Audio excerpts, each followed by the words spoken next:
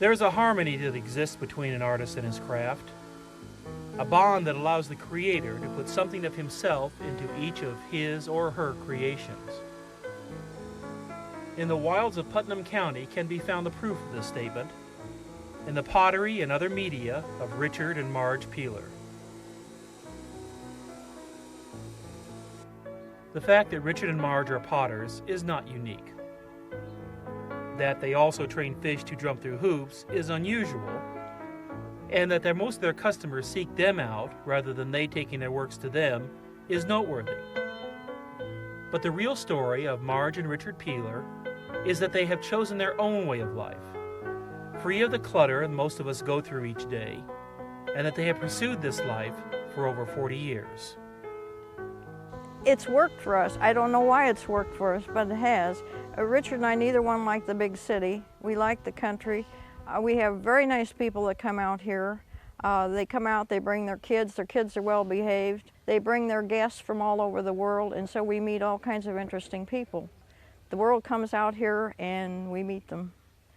We talk with anybody that's interested in pottery. We'll tell them anything.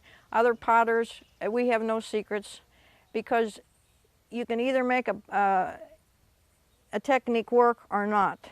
And so you can tell anybody anything. Maybe they can make it work, maybe they can't. Because everything we do has been developed over a period of time. Maybe it's been a real struggle before we got it figured out. So we're very free with information. We don't have secrets. Yeah, we like working with the earth and the clay, which is a form of earth. We built our house out of earth. And we like to garden. I have a rather large vegetable garden, and Marj has a lot of flowers and bonsai trees. So we just like to work with the earth and three-dimensional things. The house that Richard referred to is a rammed earth house that they built around 1950, one of the very few in Indiana.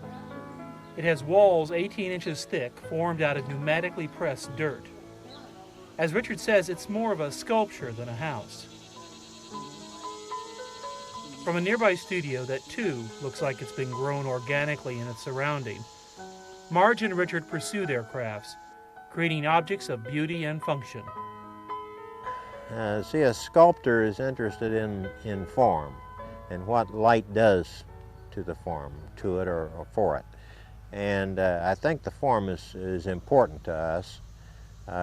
However, since we're making mostly utilitarian pottery, the function is also very important. We want it to be usable, and we want it to feel comfortable in the hand.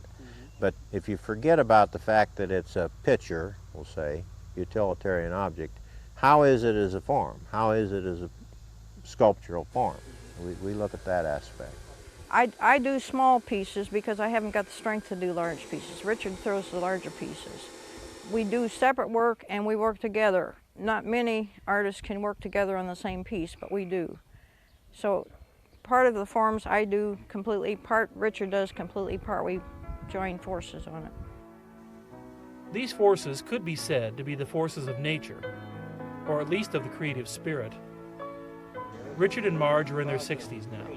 They've raised 4 sons, have a granddaughter, and recently became great-grandparents. Many people would say they've led a full life, but the Peelers would probably disagree, at least with the had part. For Marj and Richard, life has been good, and continues to be so, with little sign of letting up.